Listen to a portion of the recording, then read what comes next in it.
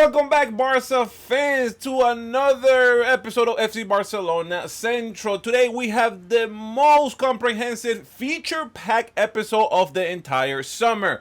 What is happening inside of the Spotify camp, no offices right now, is nothing short of historic.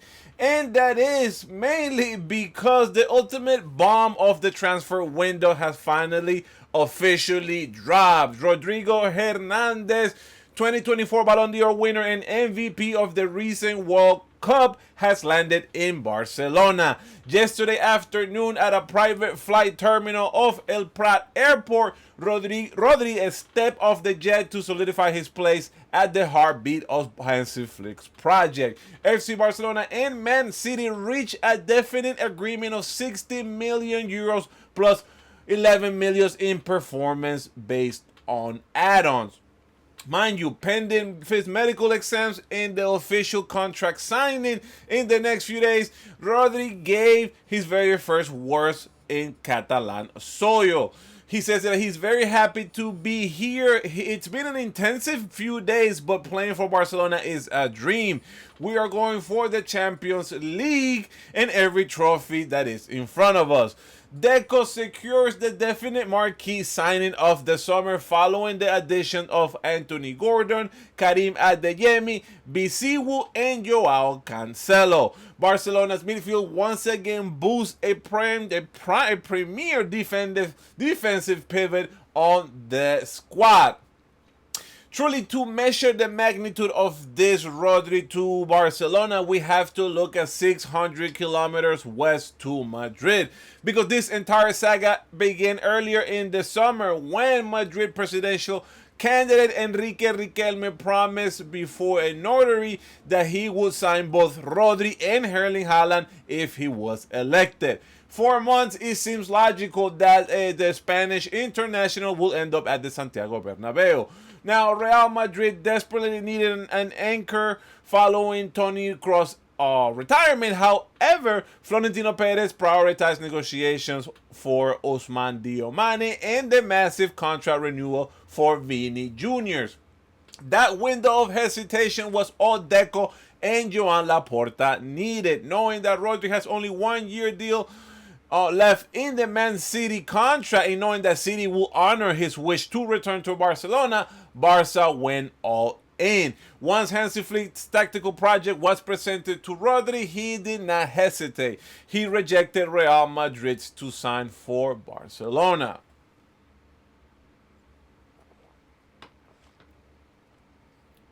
The fallout in the capital is catastrophic because Real Madrid will enter the third consecutive season without a pure midfielder tempo setter. Jose Mourinho's the chosen, what is the chosen one? The enlightened, I don't even know what he called himself. Jose Mourinho has been forced to experiment during the preseason, putting Bernardo Silva into a deeper double pivot alongside Fede Valverde or Camavinga. But as some analysts has pointed out and have said, using Bernardo in a deeper role compromises the structural balance between the attacking featuring Diomane, Jude Bellingham, Vinicius, and Kylian Mbappe. The truth is that Real Madrid wanted Rodri or nobody, and they ended up with nobody. With major squad changes comes sweeping makeshift of numbered shirts across the squad, and also armbands for captains. Following Ferran Torres' departures to Paris Saint-Germain, which is pretty much nuts. That just happened very, very fast in my eyes. The historic number 7 shirt has been left vacant. The club has now made it official that Fermin Lopez is Barca's new number 7. In doing so, Fermin vacates the number 16, which you already know is Rodri's number. The number 16 is Rodri's signature identity. Is the number he wore at Villarreal throughout his 8 seasons under Pep Guardiola at Man City and during his international triumph with Spain. Moreover, it carries a deeper mystic behind that number 16, because it was the same number that Sergio Busquets wore when he broke into the first team and won his first wave of major trophies under Pep Guardiola. And the defensive line gets another major boost because Joao Cancelo also has officially been confirmed as a Barca player through June 2029. The 32-year-old Portuguese international terminated his contract with Al Hilal to arrive on a free transfer. Cancelo forfeited a massive portion of his Saudi salary after delivering a clear ultimatum to Deco. It's either I sign for Barca or I will sit out a whole year without playing. And it was Barca or nothing, and he eventually got Barca. Flicks gets his very reliable, versatile fullback on a permanent deal. Moving to another side of the dressing room, and an important leadership have been confirmed. Following long departures for Marc-Andre ter Stegen to Ajax and Ronald Araujo to Liverpool, Hansi Flick needed to establish his leadership core from the beginning. Despite the seniority suggesting that Frankie de Jong will be the main guy, it is Rafinha's vocal leadership and relentless work ethic in tactical importance have earned him the ultimate recognition. Rafinha will be Barcelona's first captain for the season.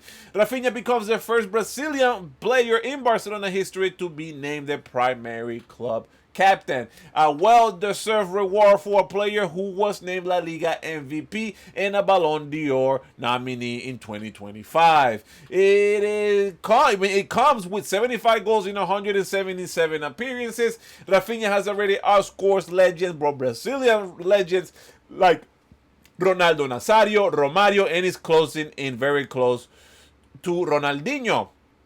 Now, the hierarchy of the captaincy goes as follows. First captain is Rafinha. Second is Frankie de Jong. Third, Pedri.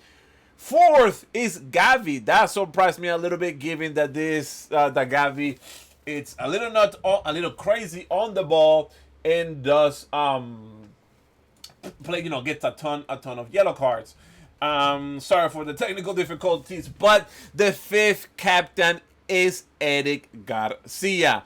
That's interesting. It's a good change and a very, interesting breath of fresh air for the squad.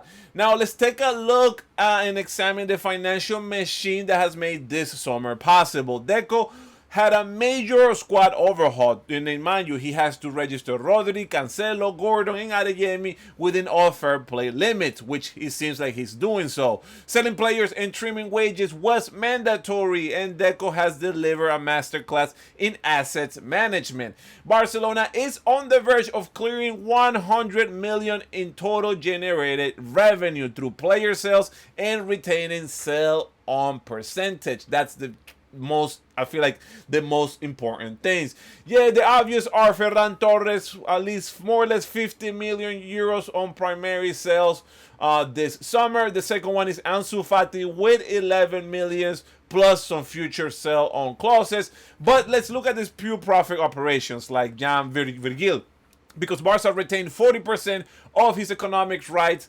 ever since he left La Masia. When Club Brugge triggered a 12 million release clause at Mallorca, Barcelona banked 4 million without even making or taking space or in the roster spot. Also considered Jofre Torrens, who just left to Ajax. The 19-year-old signed through 2030 for 6 million, with Barca retaining 50% sell on rights and a buyback clause. Interestingly enough, Ajax sporting director Jordi Cruyff is considering loaning Torres to Celta de Vigo for the upcoming season to gain La Liga experience.